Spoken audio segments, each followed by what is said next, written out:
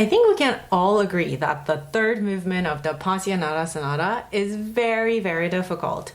But there's one recurring idea that happens again and again in the movement that seems to be a challenge for almost every student. Namely, the alignment of the running 16th notes with the dotted rhythm. You know exactly what I'm talking about if you have played it or you're working on it right now.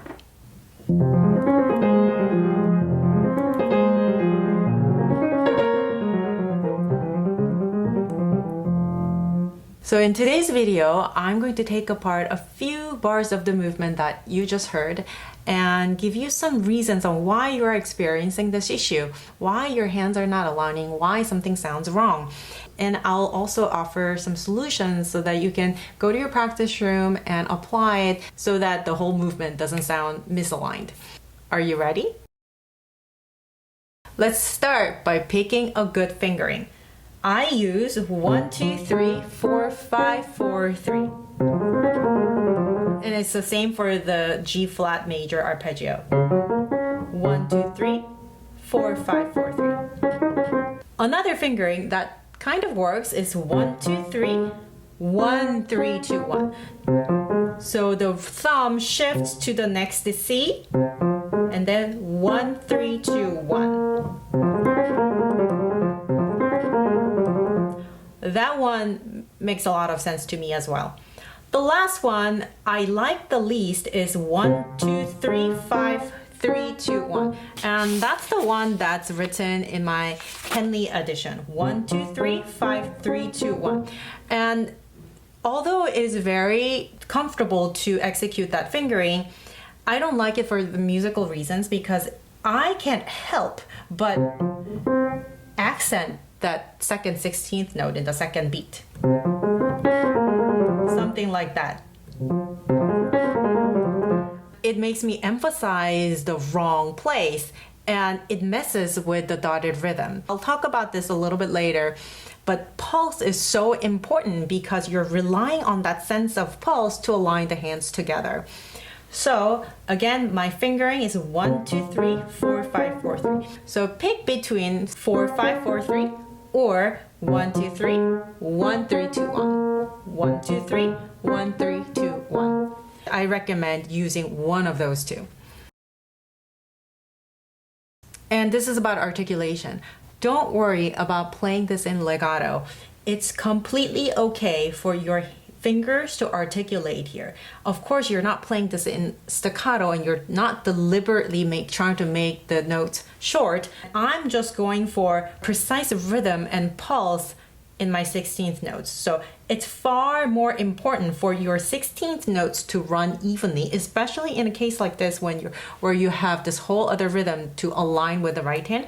So I'm not going for legato, I'm just going for very, very tactile and like digital way of playing the notes rather than something that's fluid legato, which will be way too loud.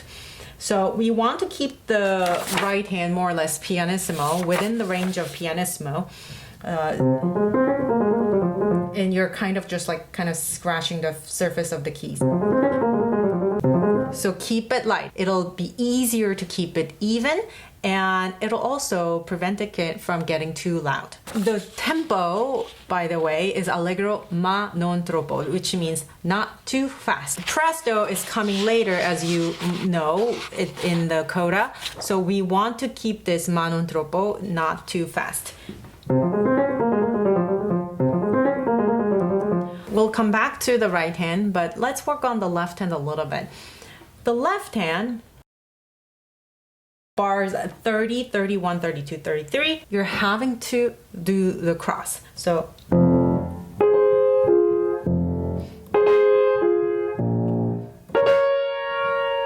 there is the additional challenge having to cross and having to prepare that dotted rhythm, but also this dotted rhythm repeated notes.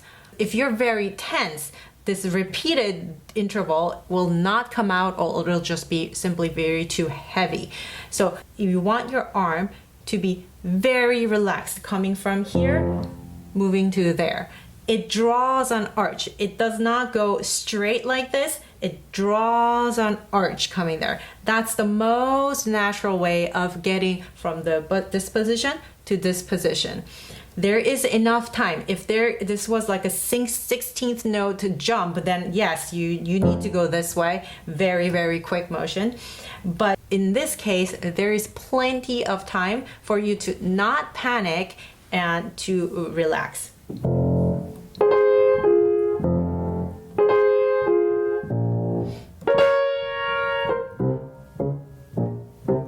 Now here, you kind of have to move straight this way to make the 8th note jump. So here I do suggest going the quickest route possible, which is the straight line. But here, being relaxed is so important. Having no tension over here is so important, crucial in executing this rhythm. Be able to play this rhythm in multiple different tempi. So that's why I have this super loud metronome right in front of me. I am at about 96 or so.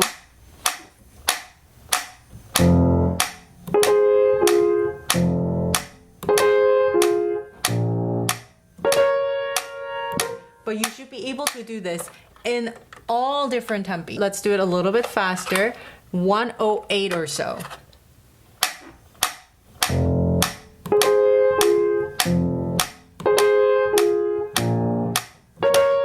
So by practicing this at multiple different tempi, you are getting a sense for how fast do you have to prepare for the dotted rhythm. This dotted rhythm does not just come out of thin air. If you want to jump, you have to prepare that jump.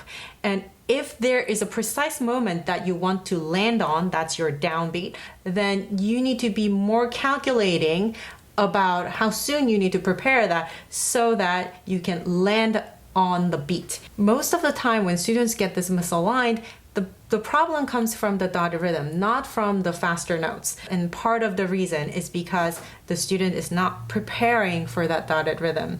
Because this takes a little bit of force, a little bit of energy there. If you're not anticipating early enough, then this will most likely be late. So over here, so the first thing is for you to be very, very loose, no tension coming here. And the second thing is for you to anticipate this rhythm. And that usually means coming in just slightly sooner than you think you have to. So again, you are very relaxed coming here, prepared way in advance before this repetition comes. And you're playing the repetition with a bouncing motion in the left hand. Not two different motions. That's two different motions. That's one. Again, two. That's very heavy and loud. We want this to be super light. So there's a little bit of preparation. You need to anticipate this rhythm way in advance. Usually, the students are too late in preparing this motion. And here, you also want to anticipate this downbeat and not emphasize it. If you go down on this beat, as you did on this beat, then this will be too heavy to move. Be able to make the shift here by being super light on this note and do a sonic move.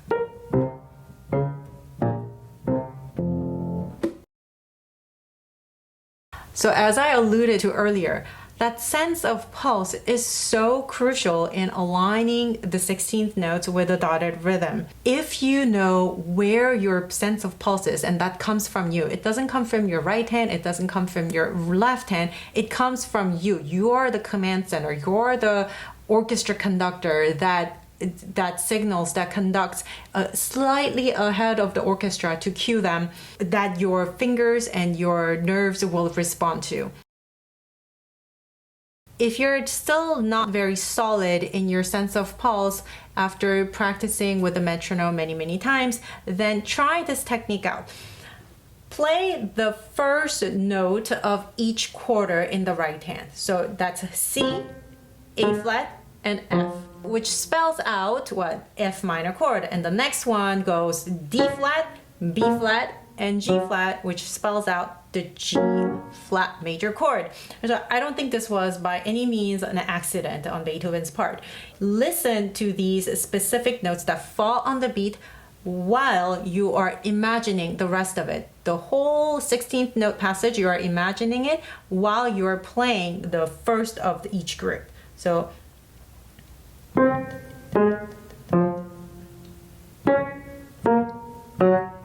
it's difficult to use the imagination while you're also playing the notes. If you are using the fourth finger, you realize that your fourth finger has to be stronger. It has to be a little bit stronger for your finger to feel the beat here. So you definitely want to be aware of which fingers will be on the beat and which fingers will not. Because your left hand, which bounces off that second beat, will have a very confused sense of rhythm if your second beat is not clearly articulated. And if you're comfortable with that, try this too. In anticipation of this dotted rhythm coming, you can also do C, B flat A, G F. So da da da dee da da da da da. Which spells out a pentascale, F minor pentascale. So you're feeling this already even before the left hand comes in with the dotted rhythm. And one last thing that I can talk about is your body movement. When you're playing a passage like this where the right hand and the left hand are doing two completely different things, your body has to be so stable. Your core has to be stable so that your arm can move freely. If your body sways because of what's going on in one hand, you might be favoring that hand, but you're moving against the other hand. It's almost always more beneficial for your trunk of your body to be stable. And that's why pianists like Horowitz and Rubinstein look like a statue, and Martha Argerich looks like she's ironing across the keyboard. And one really last thing. You cannot panic. I know it's a complicated movement. You're having to cross the arms and you're having to do the dotted rhythm, and the other hand is doing the running 16th notes, which by itself is not so easy. Students tend to panic here, as if like there is like some danger here. I mean, you want to sound like there is a sense of urgency. You yourself cannot feel urgent or like you can't be panicking. So no, practice is enough so that you're so consistent and it's so easy for you to do this rhythm. But always mind clear, body stable, and then let the hands do the work. So when you're practicing this, there will be times where your hands will magically align. And when that happens, stop. Don't just move on. Stop and evaluate. What just happened? What was I hearing? What was I thinking? How did my body feel? How did my arms feel? What were my fingers doing? And then try to replicate it. And when you're able to replicate it with 99.9% accuracy, then you can say you have learned it. So that's all I wanted to talk about for today's video. Thank you so much for watching, and I'll see you in the next episode of Pianist Process. Bye.